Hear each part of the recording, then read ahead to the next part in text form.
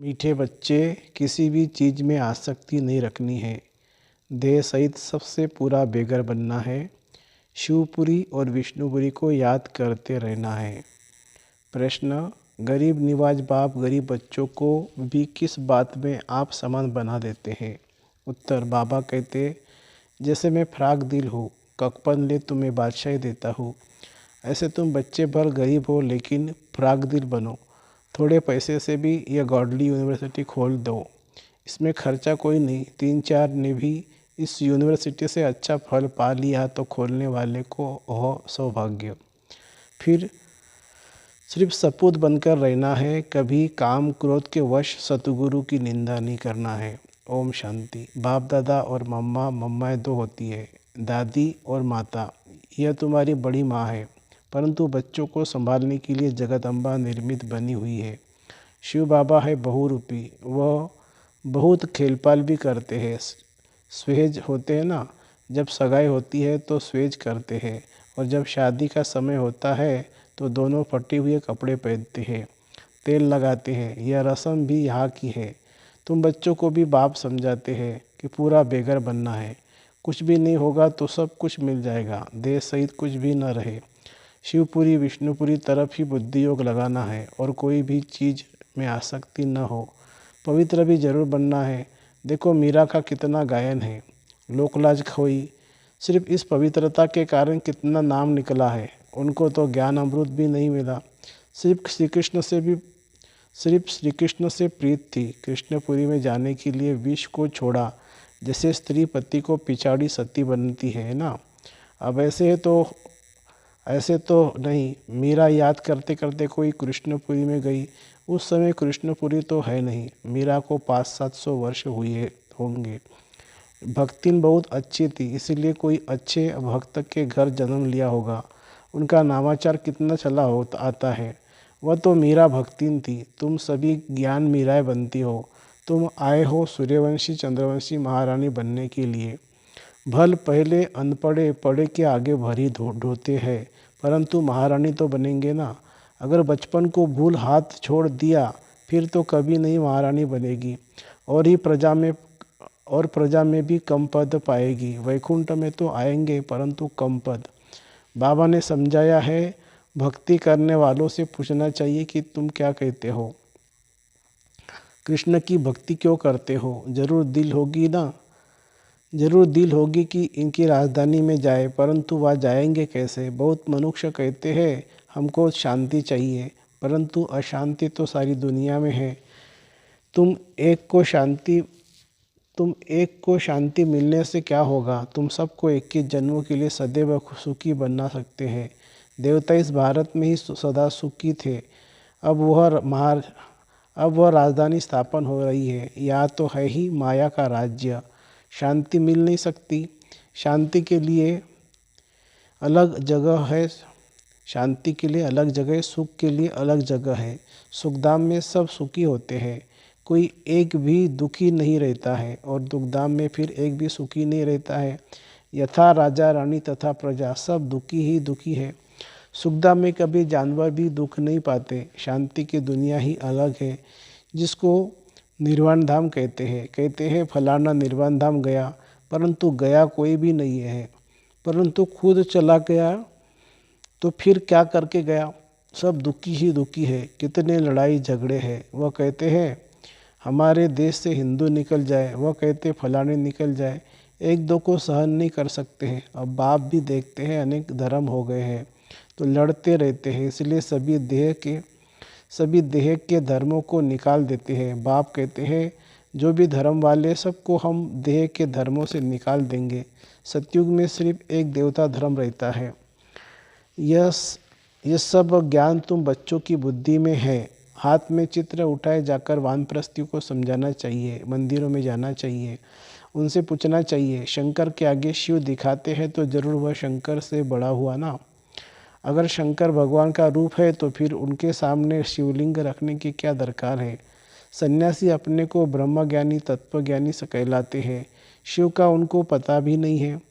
तत्व तो रहने का स्थान है, वह फिर ब्रह्म और तत्व को भी एक नहीं मानते हैं। अच्छा, ब्रह्मज्ञानी तत्वज्ञानी है, फिर अपने को शिव क्यों कहलाते? वह तो समझते हैं शिव भी एक ही है, ब्रह्मा भी एक ही है। अब ब्रह्मा तो है ही रहने का अब ब्रह्मा तो एक ही अब ब्रह्म तो है ही रहने का स्थान। मनुष्य तो बहुत मूंझे हुए हैं। तुम बच्चों को अब होशियार होना है। तुम सन्यासियों को भी समझा सकते हो। उनसे भी कोई निकलेंगे जो असूल देवता धर्म के होंगे। वह झट ज्ञान को समझ लेंगे। कोई 3-4 जन्मों से कन्वर्ट हुए होंगे तो इतना जल्दी नहीं निकलेंगे। ताजे गए होंगे तो झट निकलेंगे। बाबा में कोशिश है ना, बाबा में कशिश है। बाप है चुंबक, आत्मा है सुइया। अब सुइयों पर कट माने जंग चढ़ी हुई है। कट वाली सुई ऊपर कैसे जाए? पंख टूटे हुए हैं। कट वाली चीज़ मिट्टी में तेल में डाली जाती है। बाबा भी इस ज्ञान अमृत से सबकी कट निकालते हैं। फिर हम सच्चा सोना बन जाएंगे। तुम अभी पत्थरनाथ से पारसनाथ बनते हो। भारत पारसपुरी था, अब देखो सोने का दाम कितना चढ़ गया है। फिर वहाँ बहुत सस्ता हो जाएगा। तो भारत जो अब पत्थर बुद्धि बना है वह फिर पारस बुद्धि बनेगा। हमारी बुद्धि में ये चक्र फिरता रहता है। सारा दिन चक्र बुद्धि में फिरेगा, तब ही चक्रवर्ती राजा रानी बनेंगे। दुनिया में इन बातों को कोई नहीं जानते। तुम जानते हो सतयुग में जो राज्य करते हैं उन्हों के 84 जन्म होते हैं। फिर त्रेता वालों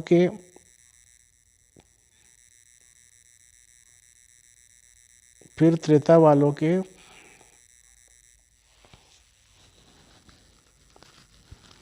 जरूर कम होंगे। कहाँ 84 जन्म, कहाँ फिर 84 लाख कर दिया है। फिर तो कलब भी इतना लंबा होना चाहिए जो इतने जन्म हो। यह है सब गपोड़े। हमेशा पहले तो चित्र सामने दे देना चाहिए। पैसा तो तुम कभी नहीं मांगना, तुम्हारा काम है उनको देना। कुछ भी उनको देना होगा तो आप ही देंगे। कोई दाम पूछे तो बोलो बाबा तो गरीब निवाज है। गरीब के लिए फ्री बांटा जाता है। बाकी साहूकार जितना देंगे उतना ही हम और भी छुपाएंगे। पैसा कोई हम अपने काम में थोड़ी लगाते हैं। जो मिलता है जनता की सेवा में काम लगाया जाता है। साहूकारी तो धर्मशाला आदि बनाएंगे। यहाँ गरीब भी सेंटर बना सकते हैं। इसमें खर्चा कुछ भी नहीं है। समझो कहते हैं कि हम सेंटर खोलूँ अथवा ये गॉडली यूनिवर्सिटी खोलूँ। ऐसी गॉडली यूनिवर्सिटी से 3-4 ने भी अच्छा फल पा लिया तो ओ सौभाग्य। उन खोलने वालों का इसमें फ्राग दिल होना चाहिए। बाबा देखो कितना फ्राग दिल है। ककपन ले और बादशाह दे देते हैं। सपूत बच्चे बाबा की सर्विस कर सकते हैं। कपूत क्या करेंगे? कपूत को थोड़ी बाप वर्षा देंगे। तुमको सद्गुरु का शो करना है। काम अथवा क्रोध में आए तो गोया सद्गुरु की निंदा कराई, फिर पद पा नहीं सकेंगे। बहुत संभाल करनी चाहिए। बाप कहते विष का वर्षा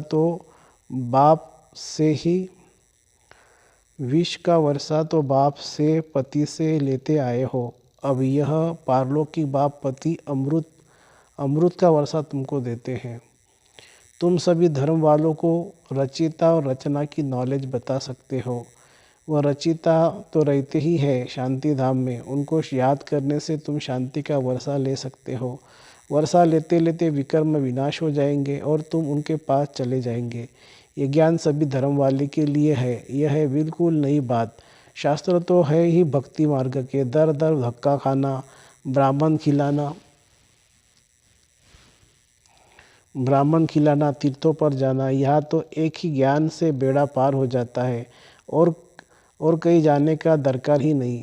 तो मीठे मीठे बच्चे, अब तुम स्वर्ग में चलते हो। जो विष पीने वाले हैं वो विघन तो जरूर डालेंगे, क्योंकि सारी दुनिया धुतकारी है। देखो भारत में पवित्रता नहीं है तो धक्के खाते रहते हैं, हंगामे है, स्ट्राइक करते रहते हैं। गवर्नमेंट के नाक में दम कर चढ़ा देते हैं। गवर्नमेंट साफ कर देती है इतना खर्चा हम लावे कहाँ से। तो वो कहते हैं तुम लोग मौज उड़ाते हो, धन इकट्ठा करते रहते हो। हमने क्या गुनाह किया है? हमको तनख्वाह चाहिए, स्ट्राइक कर लेते हैं तो धंधा ठहर जाता है। यह सब होना ही है। कहाँ सब्जी नहीं मिलेगी, कहाँ दूध नहीं मिलेगा, जहाँ तक खिटपिट है। यह सब हंगामा हो फिर शांति होगी विनाश का। और फिर विष्णुपुरी का साक्षात्कार तो अर्जुन को भी कराया था ना, तुमको भी अभी हो रहा है। देखो कहाँ बरसात नहीं पड़ती है तो भी यज्ञ रचते हैं, कहाँ बहुत अशांति होती है तो पीस के लिए भी यज्ञ रचते हैं। परंतु पीसफुल तो एक ही भगवान है, वह जब आवे तो शांति का दान देवे, देने वाला तो वह एक ही है ना। देखो तुम कितने लाडले बच्चे हो, बहुत जन्मों के बाद अंत में आकर मिले हो, तो अब पूरा सौभाग्य लो। बच्चों को तो टोल-फूट माने मीठे बच्चे कहा जाता है, मिठाई खिलाई जाती है, वह होती है जिस्मानी मिठाई। यह है रूहानी मिठाई जो रूहानी बाप देते हैं। देही अभिमानी हो रहना है, बड़ी भारी मंजिल है, इसमें मेहनत है। बाबा कहते 8 घंटा तो देही अभिमानी बनो, फिर भल शरीर निर्वाह काम भी करो।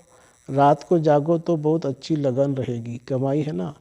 हे नींद को जीतने वाले बच्चे, मुझ बाप को श्वासोश्वास याद करो, विचार सागर मंथन करो। रात दिन जितना योग में रहेंगे उतना विकर्म विनाश होंगे, और जितना ज्ञान सिमरन करेंगे उतनी कमाई जमा होगी। बाकी तो सर्विस बहुत है। बाबा से पूछेंगे तो बाबा कहेंगे बैठे रहो आराम करो, इसमें पूछने की दरकार नहीं है। बाबा ने लोक लाज का कुछ ख्याल नहीं किया। बाबा ने लोक लाज का कुछ ख्याल किया क्या?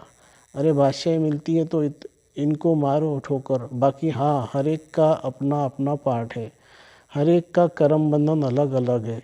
पैसे है तो अलौकिक सर्विस में पैसे को सफल करो। यह तो बच्चे समझते हो, इस ज्ञान मार्ग में जरूर विघ्न पड़ते हैं, क्योंकि पवित्रता का सवाल है। जो भी धर्म स्थापन करने आते हैं उन्हों को पवित्र जरूर बनना पड़े। इस समय तो मनुष्य बहुत गंदे हैं, विघ्न भी बहुत डालेंगे, झूठ कलंक भी लगाएंगे। इन बातों से डरना नहीं है, कुछ भी हो घबराना नहीं है चाहिए। 5000 वर्ष पहले भी ये कलंक लगे थे, अब भी लगेंगे। झूठी झूठी बनावटी बातें भी करेंगे, किसी को रेस्पॉन्ड ठीक न मिलने से भी हंगामा करते हैं। आहिस्ते आहिस्ते सन्यासी उदासी आदि सब धर्म वाले आएंगे। सबको बाप की नॉलेज ज़रूर लेनी है, ये चित्र भी सारी दुनिया में जाने हैं। कभी क्रोध में आकर वाद विवाद नहीं करना है। भल जाए कोई निंदा करे, गुस्से में कभी नहीं आना चाहिए। बच्चों को रिफ्रेश हो फिर सर्विस करनी है। दिन प्रतिदिन कायदे कानून भी सुधरते जाएंगे। दुनिया के कायदे कानून तो बिगड़ते जाएंगे, क्योंकि वह तो तमो प्रधान बनती जाती है, हम तो सतो प्रधान बन रहे हैं। अच्छा तुम बच्चे हो राज ऋषि, तुम कहेंगे हम अभी तपस्या कर रहे हैं वानप्रस्थ में जाने के लिए।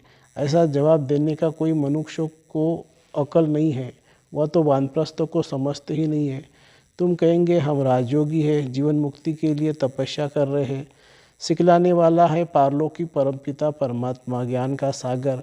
ऐसे ऐसे माताएं बैठ समझाए तो सब वंडर खाएंगे।